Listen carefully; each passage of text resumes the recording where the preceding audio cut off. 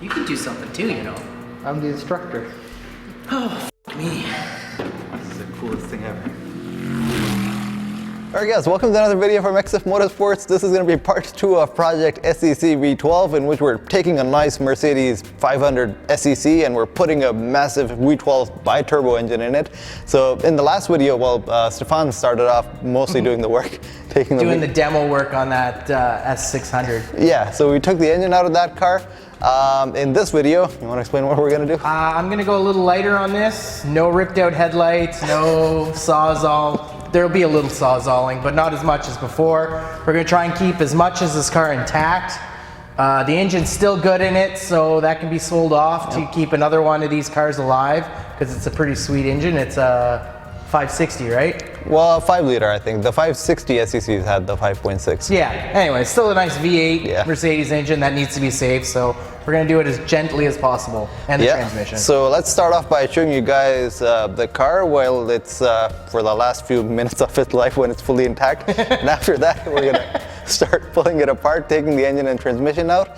And after this, going to be on to trying to fit the V12 in this car. So starting off by showing you guys the car, this is a 500 SEC and really clean car actually. This one got imported all the way from Japan. And I'm going to show you how we V12 swap a car here. Yeah, Stefan's doing it the quick way. And there we go. We're done. V12. We're done. No one needs to know what's inside it. No. It's a V12. Done. End of video. It's really good. Yeah, go home. That's it. Woo!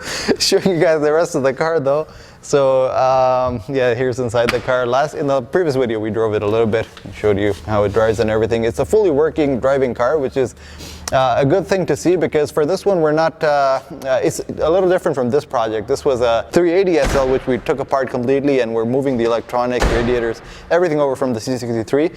But for this one, we're doing it the smarter way. We're not ripping that much of the car apart. Since it's a clean car already, we're keeping most of the clean part of it. We're just taking the engine and transmission out.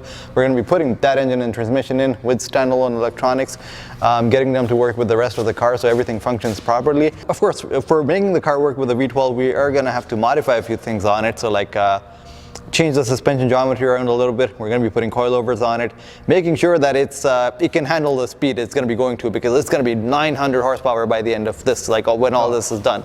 At least 2,000. Yeah, Stefan says 900 is not enough. He wants to go the extra level. 2,000 internet horsepowers. Let's show you guys a quick look underneath the car, then show you the engine bay. Show the engine bay.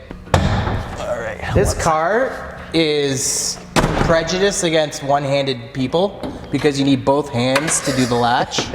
Okay, so that's the engine that comes in it right now. It's a 5-liter V8. Funny enough, these engines were, I believe this one is a mechanical fuel injection engine. These were one of the first few years where they, they came with mechanical fuel injection back in 1955, but the technology was still pretty new even for these cars when they came out, because not too many other cars were doing that. So it was a pretty cool system, but of course it has its troubles. It's not, it's still kind of like... It's really hard to tune, I believe. Yeah. I've messed with these before too. Yeah. Look how clean it is, like even in here in the strut tower and stuff.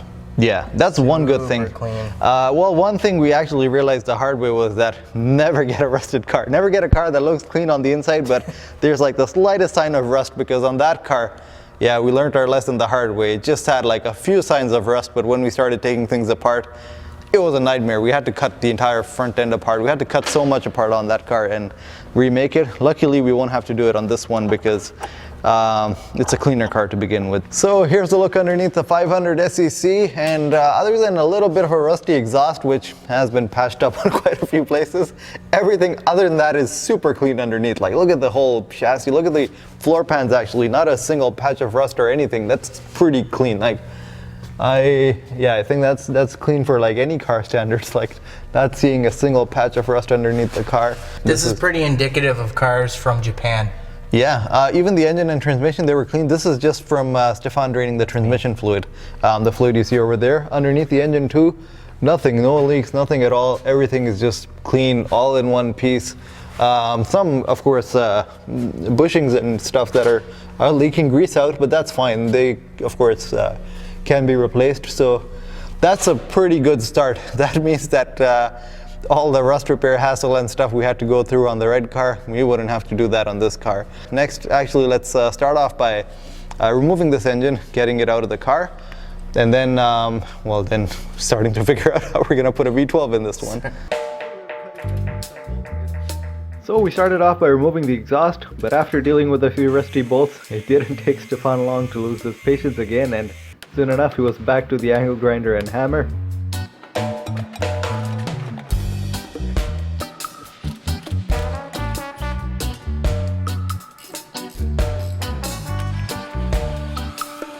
Once everything underneath the car was removed, we had to lower the car and remove a few things from the top.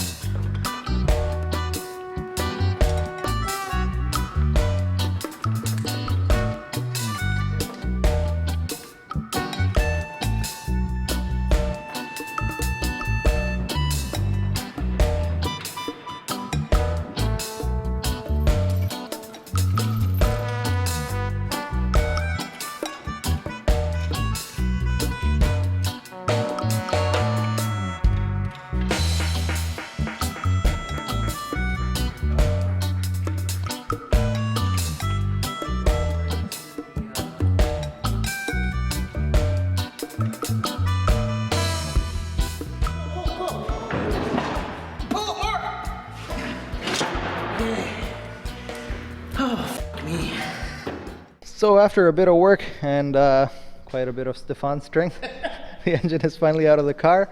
And the good news is this is a really big open engine bay. It's not like the one in the R107 where we had to really struggle to fit a V8 engine in that one. So I'm hoping that this one is the V12 engine is going to line up nicely in there.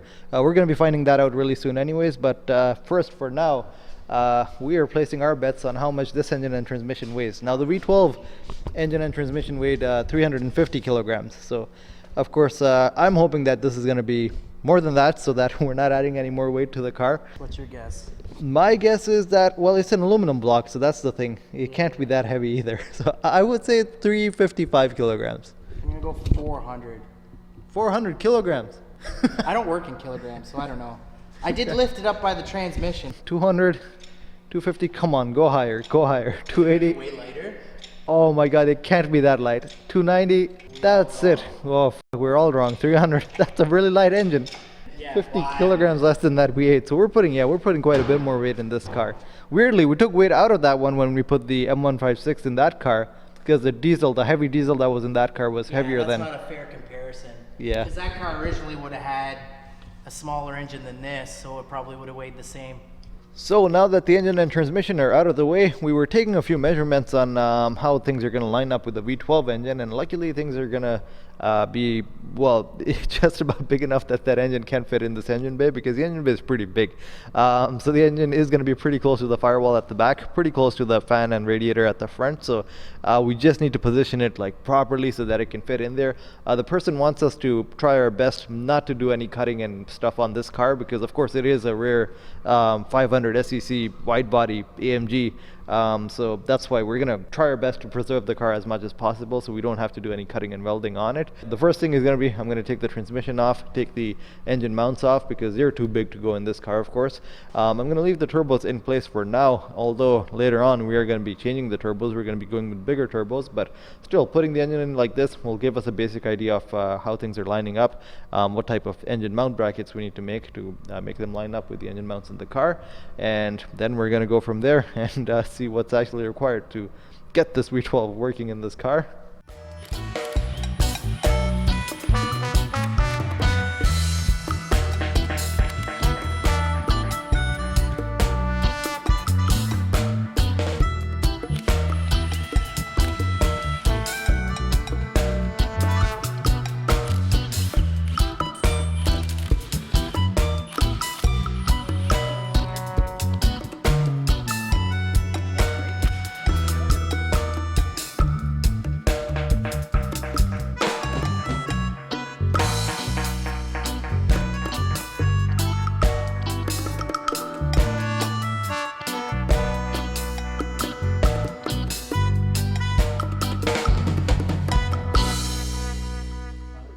So here's our first attempt of trying to put the V12 into place, seeing how things line up, and the only little bit of trouble we have run into is that the turbos are hitting the side of the engine, but that actually works out in our favor because we were actually looking to relocate the turbos, well, going with bigger turbos anyways, so that we can get more power out of the engine. But now, of course, we have to go with bigger turbos because this location of the turbos isn't really going to work out. So Stefan suggested we should move the turbos here, which is a pretty good idea actually, because we can just we have to make custom headers. Pretty much the only the way you go. And we can take all of this crap. We don't need a coil, right? Of course, yeah, we don't have a distributor now anyways, so we can like make a custom header, bring the turbos here, and then route the exhaust down that way. So for now, next what we're going to do is we're going to take the turbos off, and we're going to take the engine out one more time, take the turbos, take the intercoolers off, put it back in one more time, make sure that we can actually line it up properly where it needs to go. It still needs to move further back so that it can clear like the fans.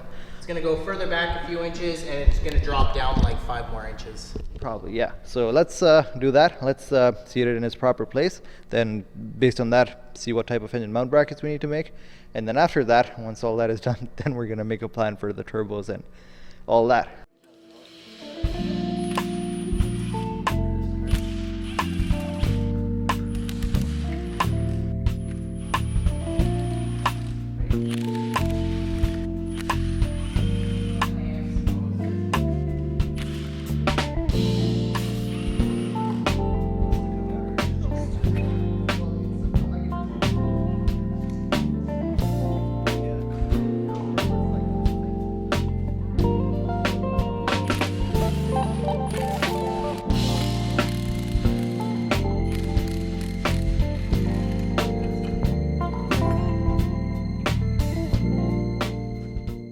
So after removing all these parts out of the way, we have managed to get rid of the turbos on the engine, and now it looks like a pretty tiny engine actually, because this is only like I believe a 60-degree V12, so like the banks are obviously really close together, so it's a really small engine actually without the turbos. So this will actually, I think, go in no problem. We're placing our bets with... Oh, definitely. It actually kind of reminds me of like a Jag. Jaguar? Oh, the V6 engines Jaguar have. Yeah. It looks really similar to those ones now. Double that though. So let's lift it up one more time, try to put it in, and my bet is that it's gonna perfectly go in place. Fit in really nice. Yeah. It's gonna drop right down.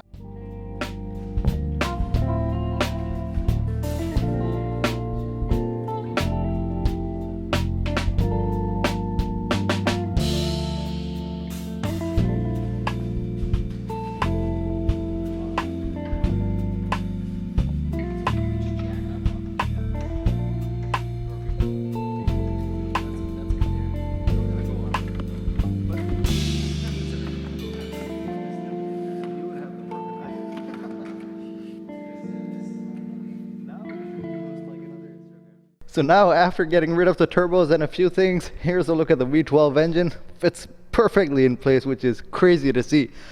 Clears everything. Like, we didn't even have to do any cutting on the chassis or anything right now. It's just almost looks like it was actually meant for this chassis. There's enough space on the front to fit all our radiators back in and everything. The back is pretty much touching the firewall, but we have to move some of the wiring around. We can free up a little more space at the back. So pretty much bring it back to that 4 inches for sure. Yeah, because that's just ducting and wiring that we can remove because we're going standalone anyways.